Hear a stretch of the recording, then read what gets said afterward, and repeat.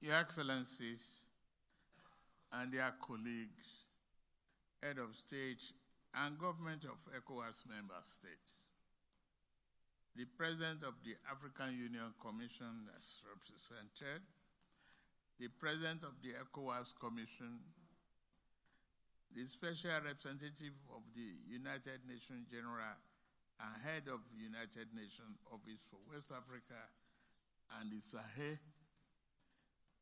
honorable ministers and members of the ECOWAS Council of Ministers, members of diplomatic corps, esteemed head of ECOWAS institutions and commissioners, gentlemen of the press, distinguished ladies and gentlemen. It is another moment of joy for me to welcome you to Abuja on the occasion of this 64th ordinary session of the Authority of Head of State and Government of the Economic Community of West African States, the ECOWAS. This summit is taking place at a very significant moment in our sub-region. Not just in our region alone, but globally. We are confronted with the challenge of democratic consolidation, economic difficulties, climate change crisis, and food insecurity, among others. Our gathering here today is therefore a clear demonstration of our resolute commitment to develop and promote effective integration of our sub-region. As a people, we aspire to create a borderless, peaceful, prosperous, and cohesive region, but on good governance and the rule of law, where people will have the opportunity to realize their full potential for sustainable development. Indeed, the collective commitment of our respective member states to ECOWAS objective has carved a niche for the organization. It has also earned ECOWAS international recognition for not only facilitating political stability, but also contributing significantly to peace and security in the region. Permit me to emphasize that security in the region is the focal point. And we must achieve this regardless of other commitments. This is why the region, as far back as 2001, recognized democracy as the only form of governance capable of fostering development, inclusiveness, and social well-being of our people. It was on this basis that the West African region became the first to take part in the continent to fully embrace democratization by establishing comprehensive framework with legal protocols that emphasize respect for democracy, good governance, human rights, and rule of law. Allow me to emphasize that to further strengthen our regional democratic achievements and uphold the rights of our people to elect the leaders of their choice, the region agreed upon specific measures to be taken against any member state opting for unconstitutional change of government. while the imposition of punitive sanctions may pose challenges, it is important to underscore that the struggle to protect the fundamental liberties of our community, citizens, must be upheld and respected. To this end, I would like to reiterate the imperative of the regions to continue to re-engage under the military rule and basis of realistic and short transition plan that can deliver democracy and good governance. No alternative. On our part, we should be prepared to provide them with technical and material support to ensure the achievement of these strategic goals. Let me also underscore the need for us as leaders to prioritize good governance for our people, as it serves as a catalyst for socio-economic transformation and development. The delivery of good governance is not just a fundamental commitment, it's also an avenue to address the concerns of our citizens,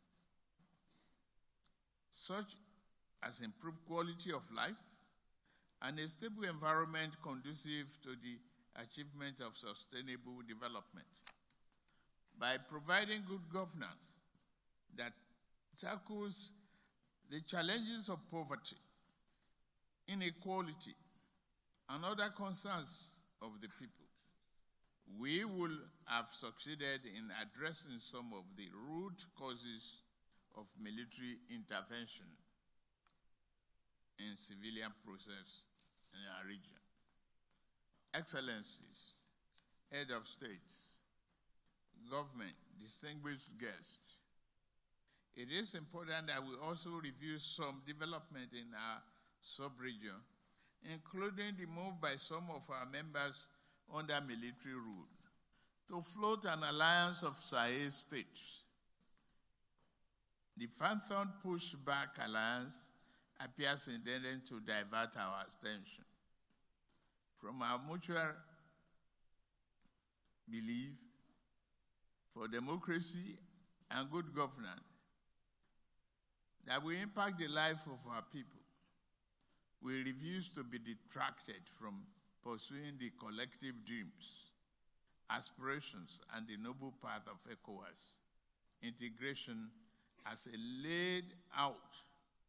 is laid out in our institutional and legal frameworks. I take this opportunity to also emphasize that despite the numerous challenges facing our region, ECOWAS has achieved significant milestones for the betterment of our community citizens. ECOWAS activities have always been people-oriented, with a view to raising the living standard of our people. We have to do that through good governance.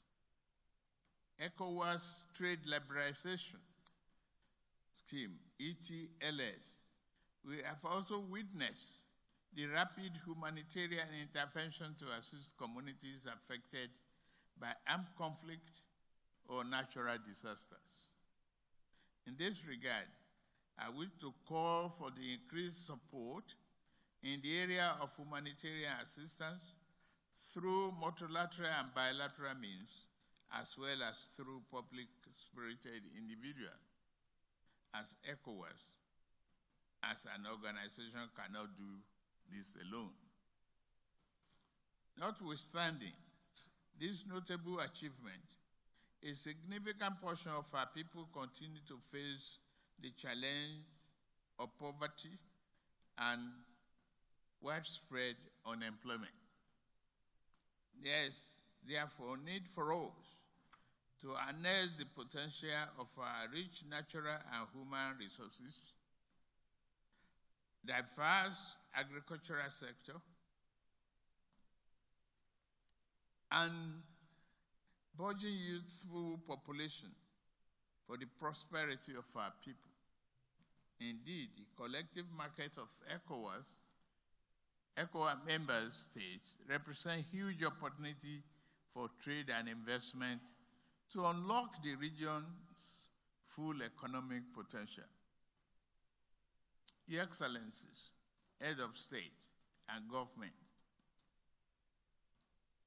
distinguished guests, I would also like to seize this opportunity to commend and extend my heartfelt congratulations to the people of the Republic of Liberia for the successful conduct of the presidential election, widely adjudged to be free, fair, and credible. Let me also commend my brother and colleague, His Excellency George Weah, for his exemplary leadership and conduct throughout the electoral process.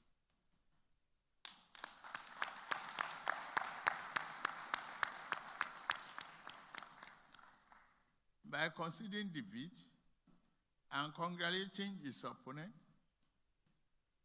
President Weah has left a legacy to be emulated by politicians in our region and beyond.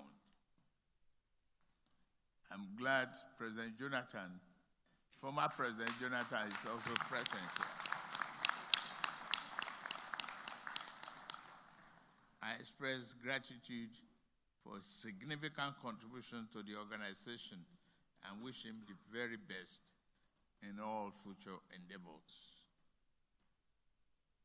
On the recent disturbances in Syria alone and Guinea-Bissau, we must pay attention to protect the institution and protect democracy. I wish to underscore the fact that we stand against unconstitutional change of government in our sub-region, and we will continue to do so.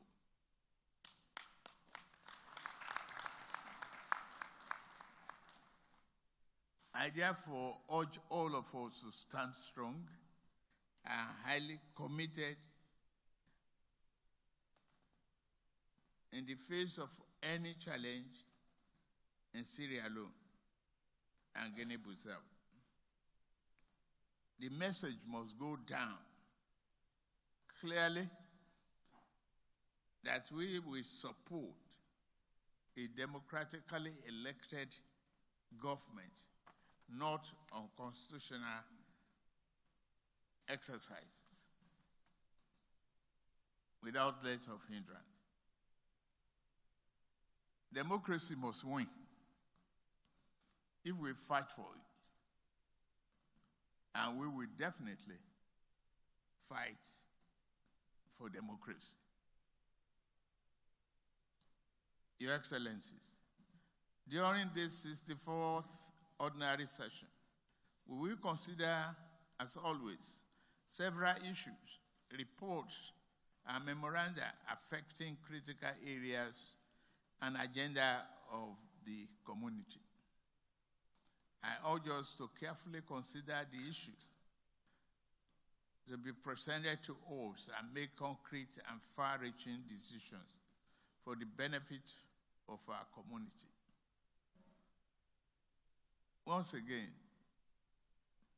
the re-elected president of Sierra Leone is present here. We are saying loud and clear that we are with you.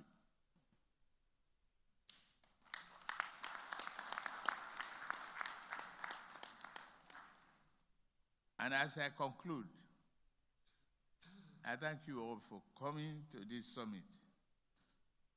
I wish all of us a successful and fruitful deliberations, as well as a pleasant stay in Abuja. Enjoy yourself.